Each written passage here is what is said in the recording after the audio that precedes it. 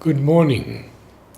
Today, in our questions and answers, we take up the most important subject of service. Part 1 from the Mother. No joy can be greater than that of serving the divine. There is no greater joy than to serve the divine. This was written 14 May 1954. We must be always, solely and exclusively, the servitors of the divine.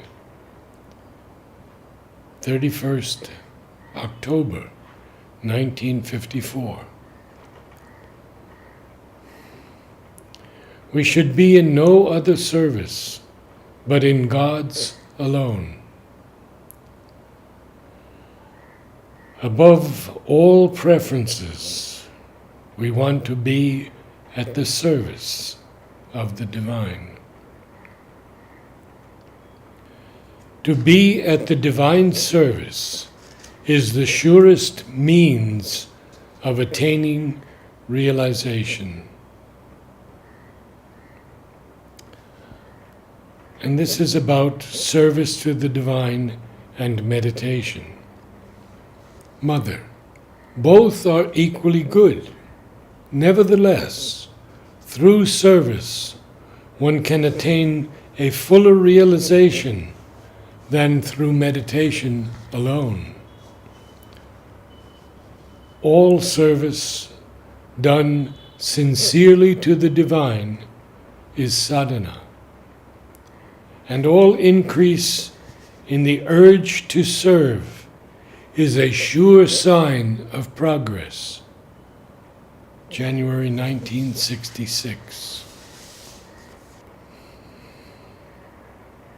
Whatever you do in life must be done as a service to the divine and nobody else. Whatever you are, think, or feel, you are responsible for it to the divine and to nobody else. He is the sole master of your being and your life. If in all sincerity you surrender entirely to Him, He will take charge of you, and your heart will be in peace. All the rest belongs to the world of ignorance and is governed by ignorance, which means confusion and suffering. Blessings, 1966. Energy is in perpetual movement. It enters and leaves your physical being, mental, vital, and material. And it is during your stay in what you call you that you must make of it an offering to the divine and put it at His service. Then, automatically, you will do at each instant what the divine wants you to do. 12 December 1967.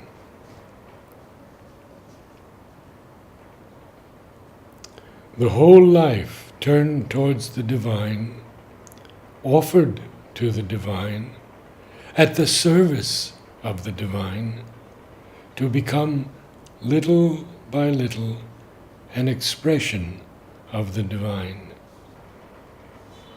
30th January 1973. About bad service in an ashram department. Mother, the bad service comes always when the proper consciousness is lacking at the head.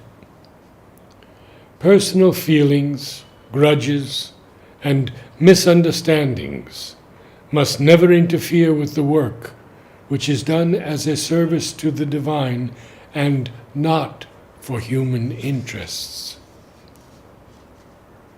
Your service to the divine must be scrupulously honest, disinterested, and unselfish.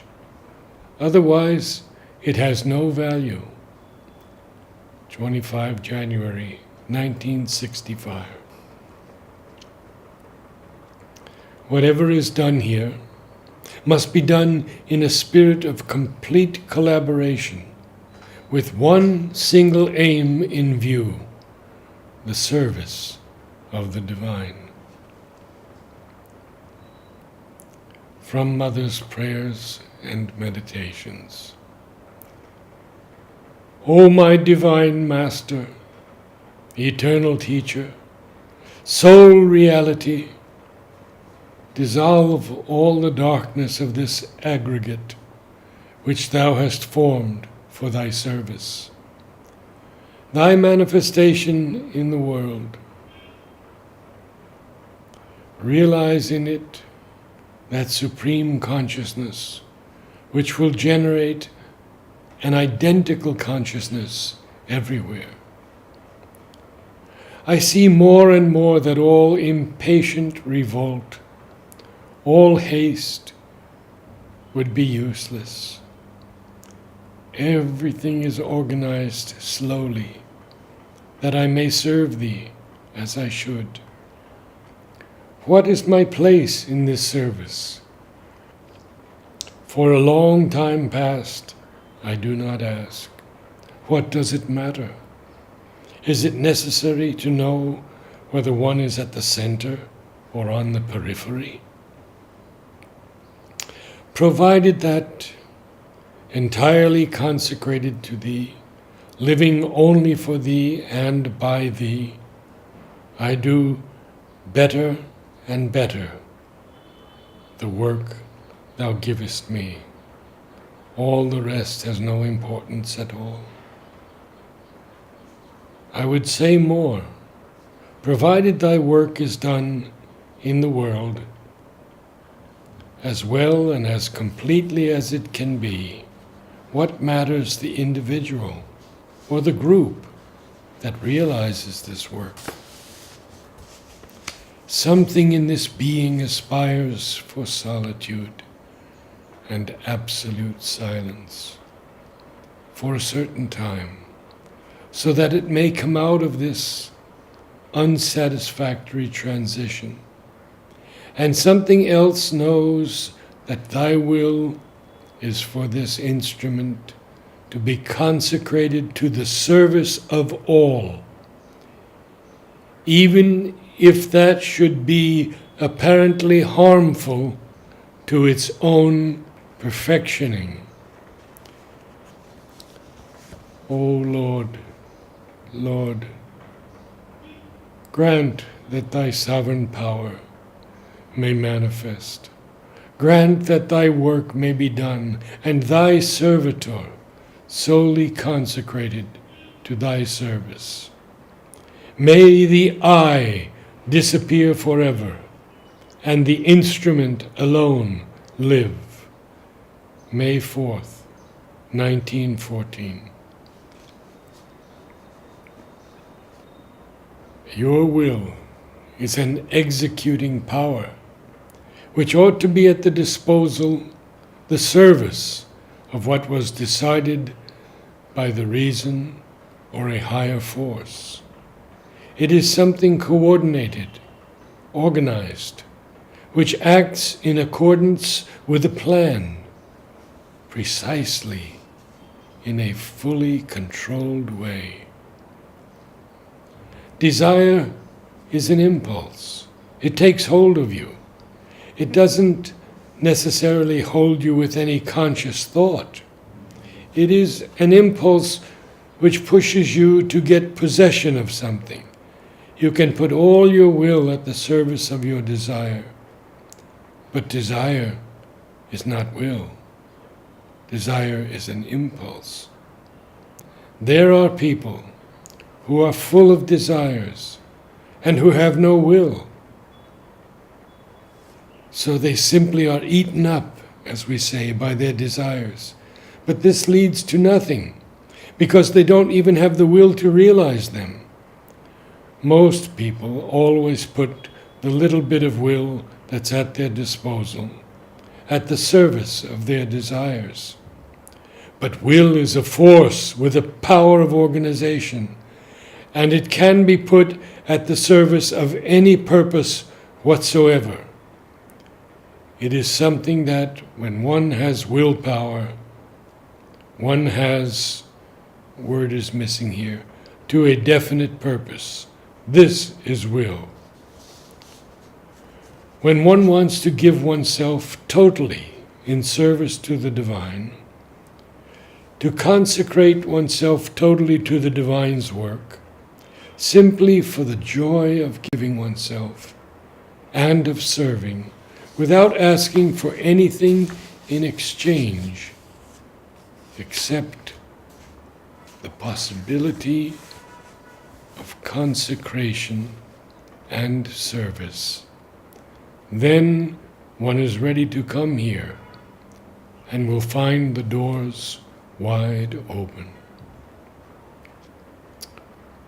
I give you the blessings given to all my children, wherever they are in the world, and tell you, prepare yourself.